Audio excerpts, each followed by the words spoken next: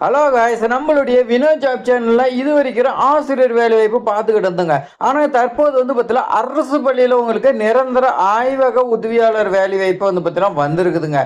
So எல்லா ஸ்கூல்லையுமே பார்த்தீங்கன்னா எல்லா இடத்துலையுமே லேப் பார்த்தீங்கன்னா இருக்குங்க. அதனால அந்த லேபுக்கு லேப் அசிஸ்டன்ட் பார்த்தீங்கன்னா கேட்குறாங்க. ஸோ அடிச்சது ஜாக் பாட்னு சொல்லலாம். ஸோ ஒன் டைம் இந்த லேப் அசிஸ்டன்ட் வேலைக்கு பார்த்தீங்கன்னா விட்டுருந்தாங்க. எக்கச்சக்கமாக பார்த்தீங்கன்னா அப்ளை பண்ணியிருந்தாங்க.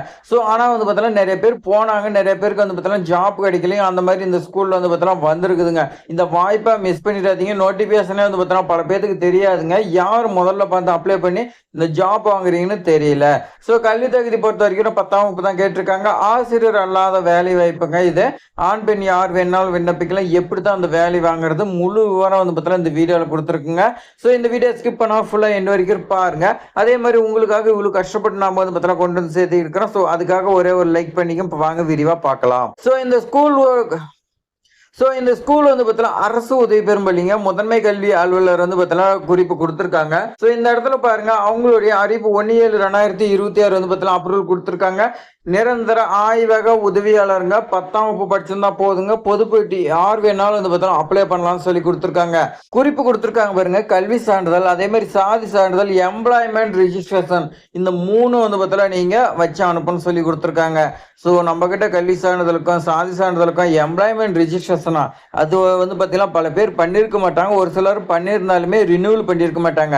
யார் பார்த்தீங்கன்னா 5 இயர்ஸ்க்கு ஒன்ஸ் பார்த்தீங்கன்னா ரினியூவல் பண்ணிட்டு கரெக்டாக வச்சுக்கிறீங்களா அவங்களுக்கு பார்த்தீங்கன்னா இந்த ஜாப் கிடைக்கிறதுக்கு அதிக சான்ஸ் இருக்குதுங்க. ஸோ இது பார்த்தீங்கன்னா எப்படி அனுப்பணும்னா, நீங்க 2 கவர் வாங்கணுங்க. ஒன்று பார்த்தீங்கன்னா 10 ரூபான்னு நினைக்கிறேன். 10 ரூபா 12 ரூபா உங்க ஊர்ல எவ்வளோன்னு தெரியல. ஒரு A4 சீட் சைஸ் இருக்குங்க. அந்த அளவுக்கு பார்த்தீங்கன்னா ஒரு கவர் வாங்கிங்க. அதே மாதிரி ஒரு 2 ரூபா 5 ரூபா வருங்க.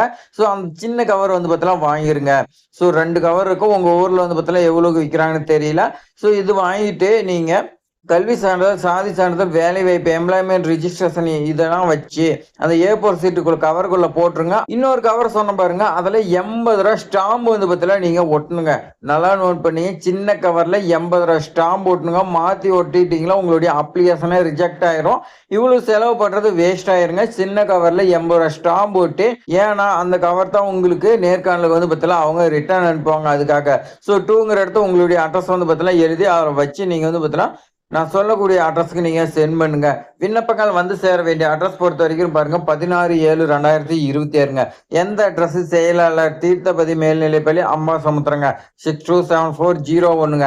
இந்த அட்ரஸ்க்கு பார்த்தீங்கன்னா நீங்க உடனடியாக சென்ட் பண்ணுங்க. சென்ட் பண்ணீங்களா உங்களுக்கு இந்த ஜாப் பார்த்தீங்கன்னா கிடைக்கிறதுக்கு அதிக சான்ஸ் இருக்கு. இன்னும் 4 இருக்குன்னு சொல்லி நீங்க பார்த்தீங்கன்னா விட்டுறாதீங்க.